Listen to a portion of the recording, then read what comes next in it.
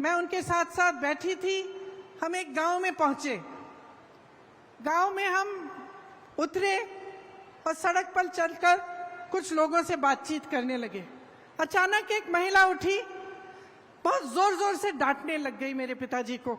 तो मैं खुद चौंक गई, क्योंकि पिताजी से तो थोड़ा सा डर तो बच्चों को होता ही है, लेकिन उसके ऊपर से वो प्रधानमंत्री थे और मैंने ऐसे नहीं देखा था कि कोई उनको ऐसा डांट सके।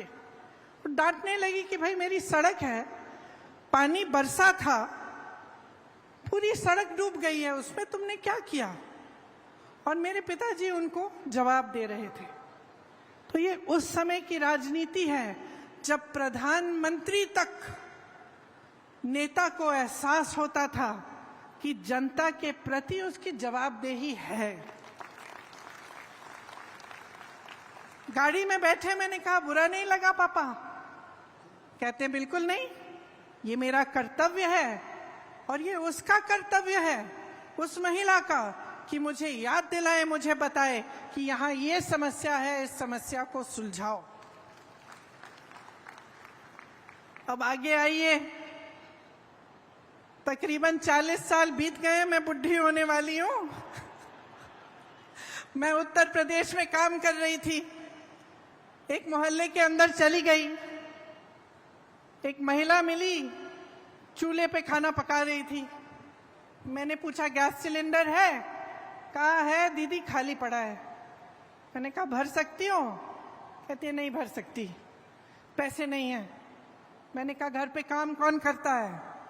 उसने कहा कोई नहीं करता, रोजगार नहीं मिलते आजकल। तो मैंने कहा कमाती कैसी हो, कैसे हो? तो उसने कहा थोड़ी बहुत कांच की चूड़ियां थी, उनको वो जोड़ जोड़ के वो कमा लेती थी थोड़ा बहुत। तो मैंने कहा भाई मोहल्ले की क्या परिस्थितियां हैं? उसने कहा दीदी बिजली के खंभे हैं, बिजली नहीं आती, पानी की टूटी है, पानी नहीं आता, सड़क तो आपने देखी होगी खराब पड़ी हुई है। तो मैंने कहा वोट किसको दोगी? इसी विधायक को दोगी? क्या कहा उसने? मैं इसी को दूंगी। मैंने कहा अरे वाह, अभी तो तुम कह रही थी कि पानी नहीं है, बिजली नहीं है, सड़क नहीं है, रोजगार नहीं है, कमा नहीं पा रही हो, तो इसको क्यों वोट दोगी? इसने क्या किया है तुम्हारे लिए? तो वो धर्म की बातें करने लग गई, जाति की बात करने लग गई। तो तब की राजनीति और आज की राजनीति में बहुत फर्क है। और फर्क क्या आया है? जनता जागरूक तब भी थी, जनता जागरूक अब भी है, लेकिन अब जनता के जज्बातों का इस्तेमाल हो रहा है। धर्म की बातें होती हैं, जाति की बातें होती हैं, और इसमें इनका राजनीतिक इस्तेमाल होता है।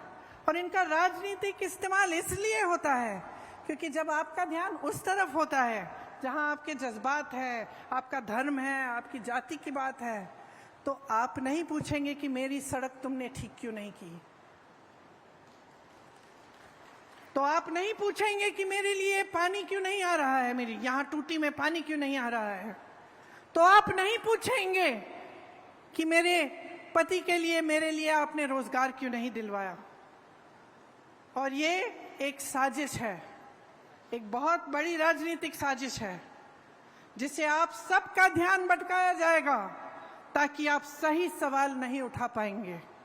आज की राजनीति, अफसोस की बात है, लेकिन यही राजनीति चल रही है। आपने देखा होगा केंद्र सरकार को, प्रधानमंत्री श्री नरेंद्र मोदी जी को हाल ही में उन्होंने G20 कराया। कोई नहीं कहता कि ये बुरी चीज है, अच्छा है, देश का मान सम्मान बढ़ता है, अच्छा है। 27,000 करोड़ रुपए इन्होंने खर्चे यशोभूमि को बनाने में, 20,000 करोड़ रुपए इन्होंने खर्चे नए संसद भवन को बनाने में, 8,000 रुपए के ये हवाई जहाजों में उड़ के जाते हैं सिर्फ उनके लिए। 2 हवाई जहाज खरीदे हैं 8-8 हजार करोड़ रुपए के। लेकिन ये आपको ये जवाब नहीं दे पाते कि आपकी सड़कें टूटी क्यों हैं। ये आपको ये जवाब नहीं दे पाते कि आपके घर में रोजगार क्यों नहीं आ रहा है। ये आपको ये जवाब नहीं दे पाते कि महंगाई इतनी क्यों बढ़ गई है कि आपकी कमर तोड़ी जा रही है, कि इस देश का किसान आज 27 रुपए प्रतिदिन कमा रहा है। ये जवाब नहीं दे सकते कि जब इस देश का किसान 27 रुपए प्रतिदिन कमा रहा है तो उनके बड़े बड़े उद्योगपति दोस्त एक दिन में 1600 करोड़ रुपए कैसे कमा रहे हैं। देश का मान सम्मान बढ़ता है, ये हर देशवासी के लिए अच्छी चीज है, सबको गर्व होता है, लेकिन इसका मतलब नहीं कि इस देश के गरीब, इस देश के मिडिल क्लास को भूल जाएं और ये भूल जाएं कि सत्ता उन्हें किसने दी और उनको कैसे मिली। आज छत्तीसगढ़ में एक ऐसी प्रदेश की सरकार है जो पुरानी वाली राजनीति के असूलों पर चल रही है। केंद्र की सरकार ने गरीबों और मिडिल क्लास से छीना है और छीन के अपने बड़े बड़े उद्योगपति मित्रों को सींचा है। छत्तीसगढ़ की इस प्रदेश सरकार ने एक एक पैसा आपके जेब में वापस डाला है।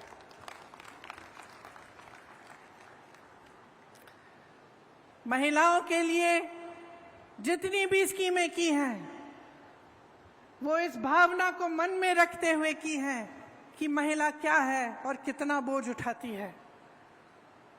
इस देश की रीढ़ की हड्डी है महिला। मेरी बहनें, समाज का, परिवार का पूरा बोझ आप उठाती हैं।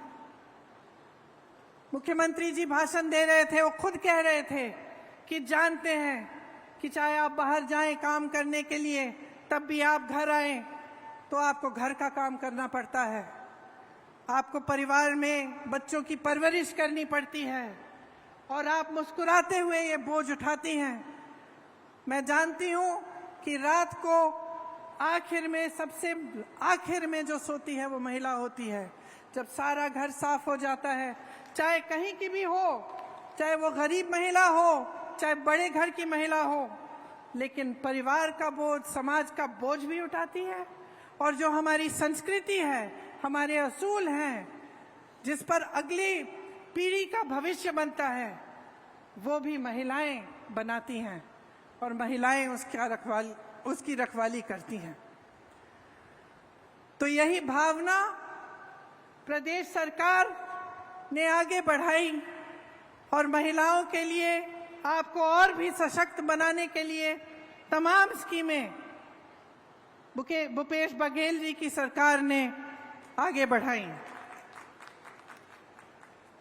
10 लाख से अधिक महिलाएं 2018 से स्वयं सेवा समूह में जुड़ी हैं। मैं उनसे बातचीत करते हुए कह रही थी कि जो पहले कमा नहीं पा रही थी, उन्हें मौका मिल गया। थोड़े बहुत पैसे इकट्ठे किए, एक छोटा सा व्यापार शुरू किया। उस छोटे से व्यापार के जरिए अपने बच्चों को पढ़ा लिखाया, आगे बढ़कर थोड़ा अपने घर के लिए कुछ खरीद लिया, एक सिलाई की मशीन, कुछ बकरे, एक गाय, और उसके जरिए फिर उस माध्यम से फिर और कमाने लगी और आगे बढ़ी। सरकार स्कीम लाई, उन स्कीमों के तहत और भी कमाई हुई और मुस्कुराकर मुझे कह रही थी कि कुछ ऐसे स्वयं सेवा समूह हैं जिन्होंने हजारों लाखों रुपए कमा लिए हैं।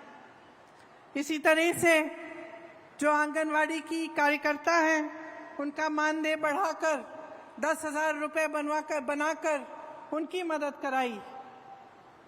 सहायिका को भी मदद की, उनका भी मानदेय बढ़ाया।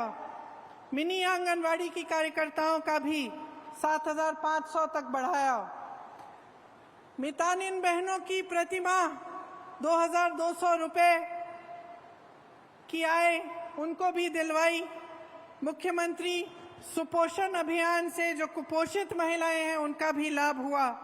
दाई दीदी क्लिनिक शुरू करवाई, जिससे महिलाओं के लिए महिलाओं द्वारा संचालित क्लिनिक बनी, जिससे निःशुल्क इलाज हो रहा है।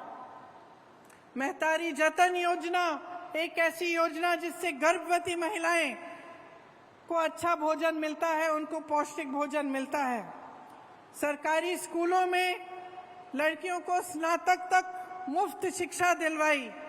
स्वामी आत्मानंद स्कूल में 50% महिला का आरक्षण हुआ। मैं कुछ छात्राओं से मिली, इतनी खुश लग रही थी, कह रही थी इंग्लिश मीडियम स्कूल है, बहुत खुश थी, उन पे अपने आप पर गर्व था। महिला स्वयं सहायता समूह में करोड़ों के लोन माफ किए गए। मुख्यमंत्री नोनी सशक्तिकरण सहायता योजना से श्रमिकों की बेटियों को 20,000 रुपए की आर्थिक मदद मिली। गोठान समितियों में हजारों महिलाओं को रोजगार मिला। मिशन क्लीन सिटी परियोजना के तहत हजारों महिलाएं कार्यरत हुईं और ऐसी बहुत सारी और स्कीमें प्रदेश सरकार ने खास तौर से मेरी बहनों के लिए लागू की। ये सब इसलिए हो रहा है क्योंकि छत्तीसगढ़ की सरकार का आपके लिए एक विजन है और वो आज तक सीमित नहीं है। वो आपके आज को मजबूत बनाना चाहते हैं और आपके कल को भी बुलंद बनाना चाहते हैं।